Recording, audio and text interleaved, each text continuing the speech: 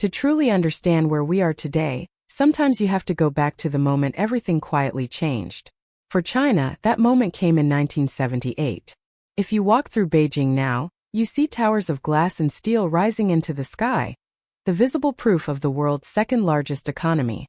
But the China I entered as a child just a few years after that turning point felt like a completely different world. I remember the coupon economy vividly. In the early 1980s, every family in Beijing lived by ration coupons. Eggs, cooking oil, sugar, meat, cloth, even soap, everything was controlled. A tiny 20-square-meter apartment with a shared kitchen and a communal bathroom was considered a luxury. We cooked on coal stoves.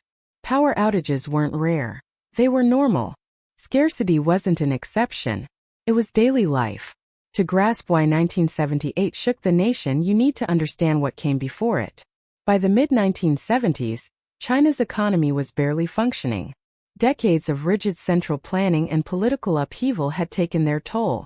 The Great Leap Forward had promised instant industrialization and delivered famine instead. The Cultural Revolution followed, a decade where ideology mattered more than competence, and growth simply stopped. By 1978, China was a nuclear power on paper, but in reality it was desperately poor. Nearly 80% of the population lived in rural areas, tied to the land and struggling to survive. The system that once promised security, the so-called iron rice bowl, was corroding fast. Something had to give. That year, Deng Xiaoping returned to power for the third time.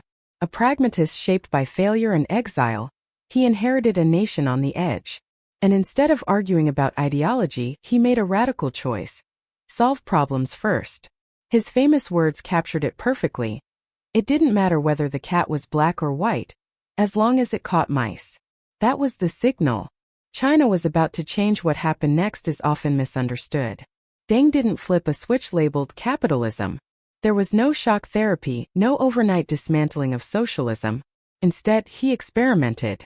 Slowly, carefully. As he put it, China would cross the river by feeling for the stones beneath its feet. The transformation didn't begin in Shanghai's skyscrapers. It began in the soil of the countryside. In 1978, most Chinese citizens lived under the People's Commune system. Everyone worked collectively, and everyone received roughly the same reward no matter the effort. The link between work and outcome was broken, and productivity suffered. Change came not from Beijing, but from desperation. In a small village in Anhui province, starving farmers secretly divided communal land into family plots. They agreed to deliver the state's required grain quota, but anything beyond that was theirs to keep, sell, or eat. This household responsibility system was illegal at the time, but the results were undeniable. Harvests surged. Granaries filled. Instead of punishing them, Deng approved the experiment. This led to the dual-track price system, a simple but brilliant compromise. The state kept its quotas and fixed prices to maintain stability, while surplus production flowed into the market. Incentives returned overnight. Work harder, earn more. The impact was staggering. In just 6 years, agricultural output soared, and extreme rural poverty was cut in half. Even more importantly, millions of workers were freed from the land. They flowed into a new kind of enterprise, township and village businesses, competitive, fast-moving, and essential to rebuilding the nation. At the same time, China cautiously reopened to the world through special economic zones. These were controlled experiments, places where foreign capital, technology, and ideas could enter without overwhelming the system. Step by step, the country rewired itself. And here's the truth most people miss. What we call the China miracle wasn't magic. It was delayed potential finally being unlocked. A nation didn't change overnight. It learned, adapted, and moved forward one careful step at a time. Soft engagement line, natural, non-sleazy. If this kind of hidden history changes how you see the world, stay with the channel. There's more beneath the surface than most people ever notice. Inside these special economic zones, the rules were different. Companies received tax exemptions.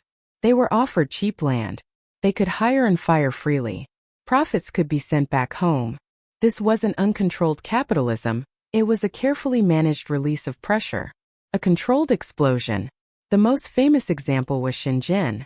Back then, it was little more than a fishing village sitting across the border from Hong Kong. Today, it's a hardware powerhouse, a city of over 13 million people, often called the Silicon Valley of manufacturing. The SEZs worked because they solved two critical problems at the same time. First, they attracted foreign direct investment. Capital flowed in from Hong Kong, Taiwan, and later from the United States and Japan. But this money brought more than cash. It carried knowledge. It brought modern management, production techniques, and technology China didn't yet have. Second, they became classrooms. The rest of the country watched closely.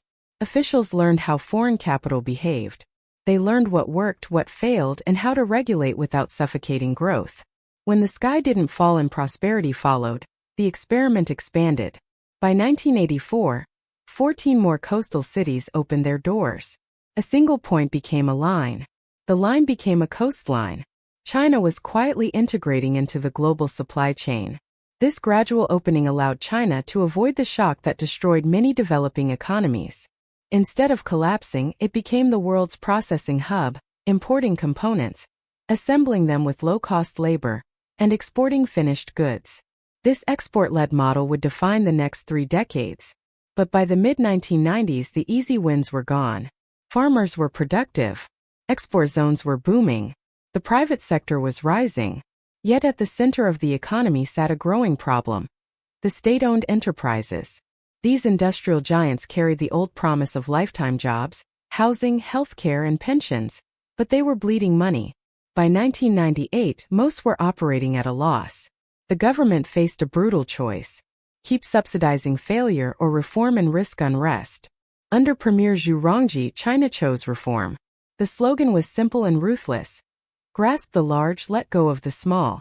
Tens of thousands of smaller state factories were sold, privatized, or shut down. The large strategic firms were forced to merge, restructure, and survive on profitability. The human cost was staggering. Between 1998 and 2007, 44 million people lost their iron rice bowl. But the surgery worked. The survivors became global champions. Banks, energy firms, and infrastructure giants emerged, the backbone of modern China. Looking back, the lesson of 1978 isn't just what China did, but how it did it. While others chose shock therapy and collapsed, China moved step by step, growing the new system alongside the old. It wasn't perfect. It bred corruption, inequality, and environmental damage.